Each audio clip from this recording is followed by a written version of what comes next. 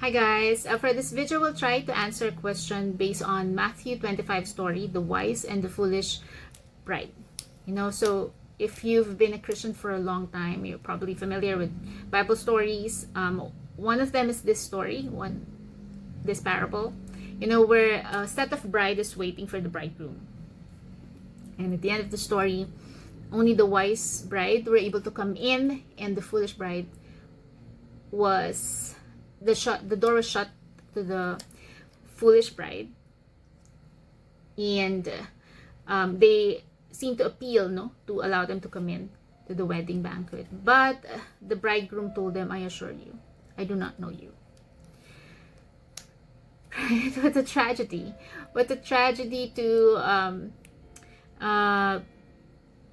wait on something, right? And at the end of the day, at the end of waiting, you will hear these words. This is one of the dreadful things that a believer could ever hear, right?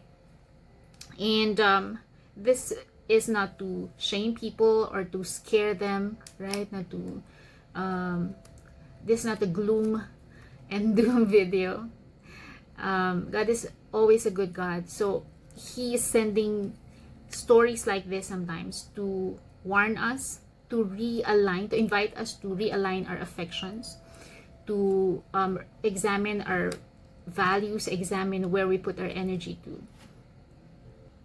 So you attend, so a typical Christian, would attend Sunday service, would read the Bible, would do all the works, the routines of a Christian life, help the poor and all that stuff, and those are good, right? And it's a proof that you know God and you're following His ways. But again, for this video, we're not asking if you know God, and we are not asking if you're following His ways. What is being asked at this time is, does God know you the way that He knows the wise bride? So I did some research on the word know in this verse. Ellicott's commentary talks about the know here as also a sense of ownership. So when God says that, when the bridegroom says that, I assure you I do not know you, it's like He's also saying, I assure you I do not own you. Barnes' commentary talks about the word know as also a form of approval. So the bridegroom is also saying, I assure you I do not approve of you. Another way to illustrate it, I think, is that, for example, I look up to the president of U.S., President Donald Trump. So what I will do probably is study his life, understand his values, his history, understand his worldviews, and apply it in my life. I could probably be inspired to be businesswoman or to be the president of the Philippines one day, because I'm very inspired by his life. I apply his ways, and everything. I could really devote my life to following his ways. So that's a proof, that I look up to Donald Trump, and that's a proof that I know him. But it doesn't mean that he knows me. Doing all this stuff is not a proof that he knows me, right? It just means that I know him and I'm following his ways. So we all know where this is going, right? It's same with Christianity, I think. You can do all the works just like that foolish bride, but it doesn't mean that He knows you. If I knock on the door of Donald Trump today and ask for his time, and ask for a coffee, maybe spend time with me, I'm not sure if he'll allow me to come in his house, right? Because he has no idea who I am. I'm a stranger, total stranger to him, right? Even if I did a lot of stuff that is centered on him. So if you're listening today and you're listening up to this point, and Your answer to that question is yes, I'm a wise bride. The Lord knows me. Then you can scroll up already. You don't need help from this video. That's good. I'm happy for you.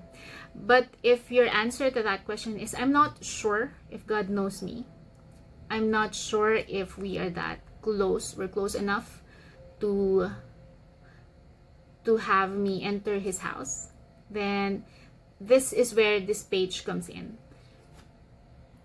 This is where this page can help you. I've been in social media for a few months now, but I just jumped in and share whatever I can share. But this time I feel led to put direction to what I'm doing. And this is one of the direction of this page. It's to help people be known by God intimately, right? If you want to know God, there's YouTube for that. There's theology school for that. The knowledge of Jesus, about Jesus, is already all over the place, all over the internet. There's a lot of schools about that. So this page will not be about knowing Christ. It's about being known by Christ. So what does it mean to be known by Christ? You know, there could be a lot of ways to be known by Christ, but on my vantage point, you know, for those who doesn't know me, my name is Tessa. I'm a Christian counselor, and I've been in the healing ministry. I've been doing healing, Christian way of healing, since 2012. So it's 14 years of healing myself. So I think I'm that sick. It took me 14 years to just go to this place, to act normal and to not be hostile to people. It took me 14 years to learn how to be a safe place to myself and to other people. And that is because I believe that the Lord knew me, right? And me and other people is doing the work, right? The Lord knew me in my lowest point.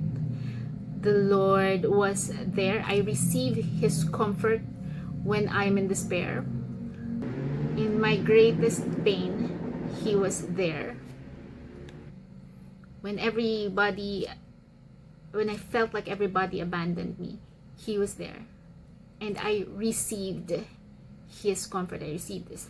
So I believe that to be known by God is to allow him to enter the spaces in our hearts that we ourselves don't want to face. You know, to allow him to come in the deepest, darkest, most painful part of our hearts. Personally, I believe this is where the church is. I believe that we are in the times, the era of the bride. The pure and spotless people are being raised. And one of the most efficient and skillful way to do that is through healing.